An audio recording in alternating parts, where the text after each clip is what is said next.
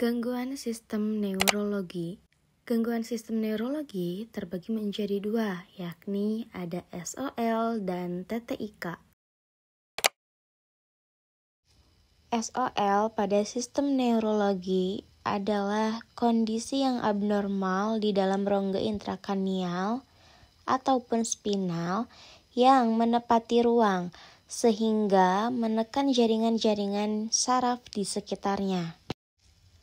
Adapun lesi yang bisa menepati ruang yakni berupa tumor otak, metasis, abses, hematoma, kista, maupun granuloma. Adanya massa di dalam rongga bisa meningkatkan tekanan pada intrakranial dan bisa menyebabkan perfusi otak terganggu.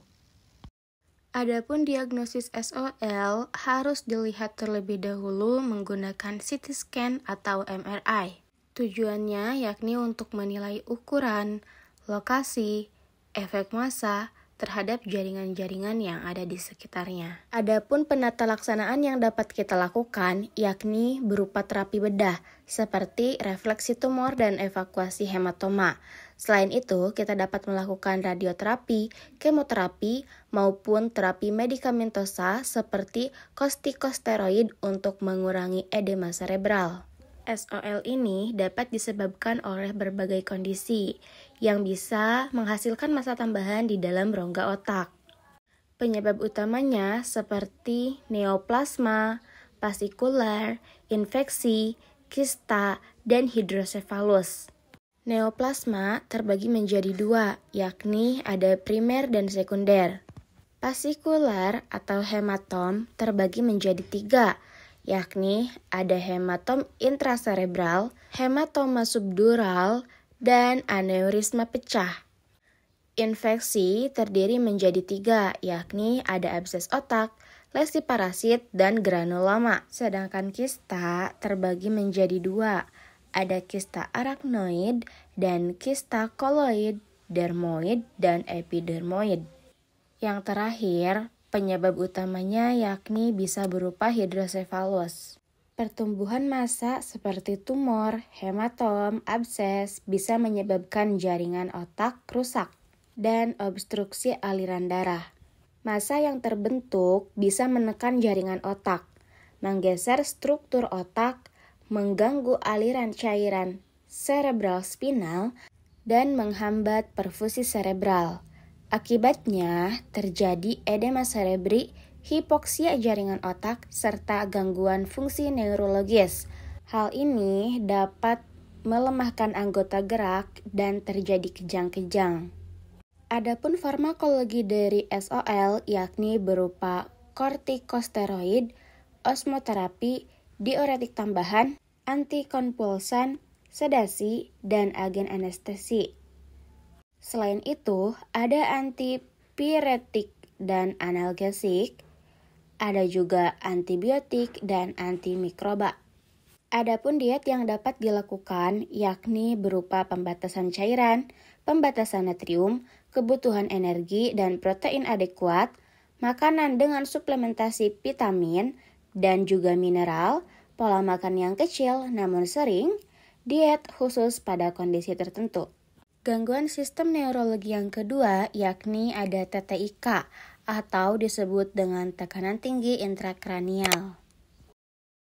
TTIK atau disebut dengan tekanan tinggi intrakranial adalah tekanan yang terjadi di dalam rongga intrakranial akibat adanya keseimbangan antara tiga komponen utama, yaitu jaringan otak, cairan cerebral, dan darah.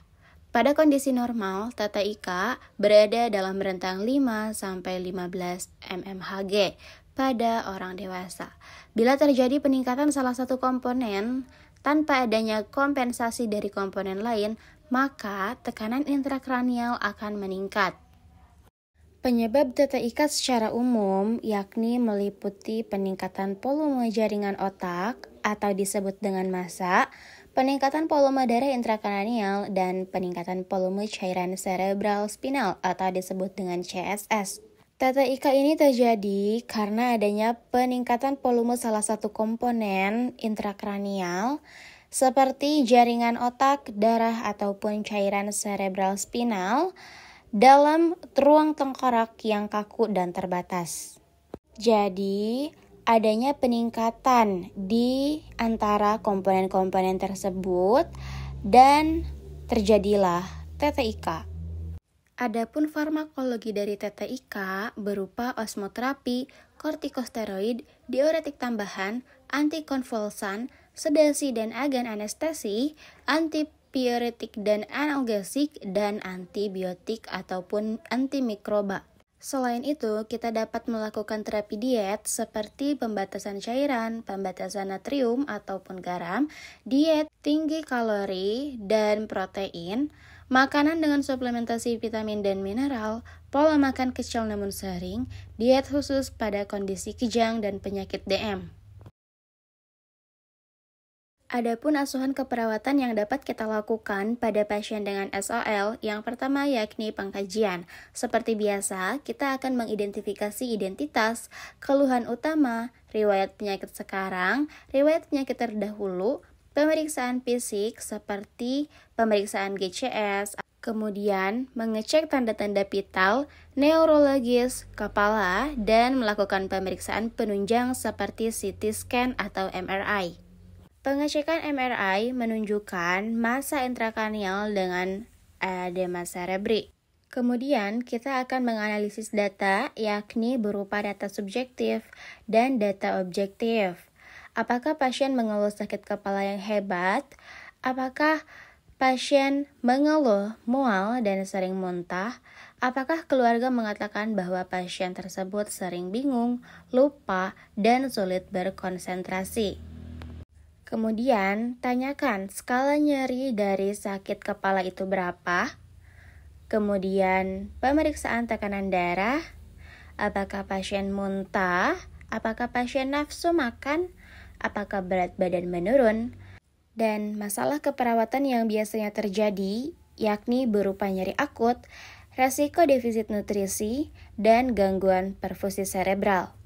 Sedangkan intervensi yang dapat kita lakukan yakni mengobservasi kontrol lingkungan, melakukan teknik relaksasi, kolaborasi analgesik, memonitor intake, menimbang badan, edukasi diet, kolaborasi dengan ahli gizi, kemudian melakukan posisi semipolar, pemantauan GCS, menghindari palsafah, mengkolaborasi manitol atau kortikosteroid.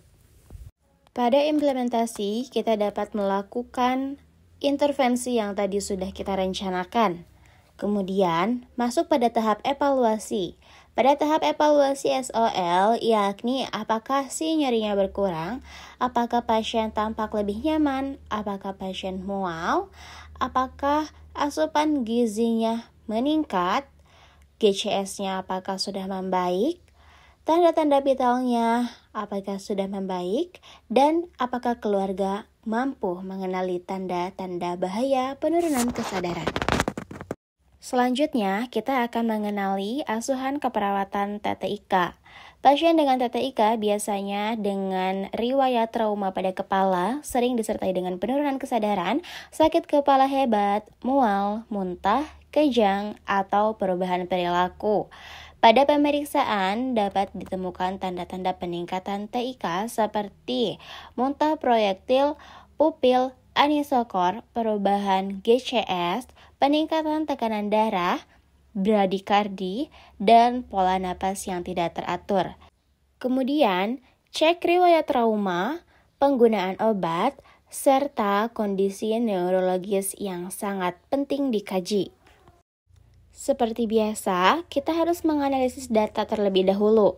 Ada data subjektif dan data objektif. Pada data subjektif, apakah pasien mengeluh sakit kepala hebat? Apakah keluarga mengatakan pasien sering mual, muntah setelah trauma?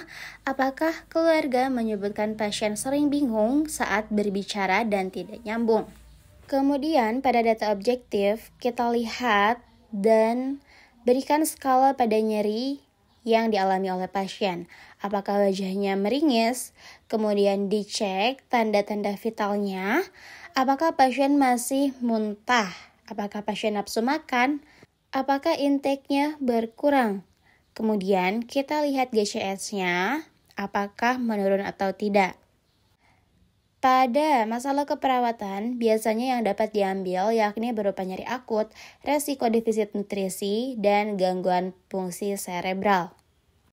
Pada tahap intervensi di TTIK, hal yang dapat kita lakukan yakni melakukan teknik relaksasi, kontrol lingkungan, kolaborasi analgesik, pola makan kecil dan sering, memonitor intake, kolaborasi dengan ahli gizi, melakukan posisi kepala epilasi di 30 derajat, menghindari manuver falsafah, berkolaborasi terapi obat untuk menurunkan TTIK. Seperti biasa, implementasi yang dapat dilakukan yakni dari intervensi yang sudah direncanakan. Setelah memberikan asuhan keperawatan, maka kita akan masuk pada tahap evaluasi. Apakah nyeri pada kepalanya berkurang, apakah masih muntah, mual, dan apakah asupan nutrisi membaik, serta melakukan pengecekan GCS. Selain itu, kita lihat apakah pasien bisa lebih tenang, kemudian tanda-tanda vitalnya stabil, apakah keluarga juga memahami tanda bahaya pada sistem neurologis.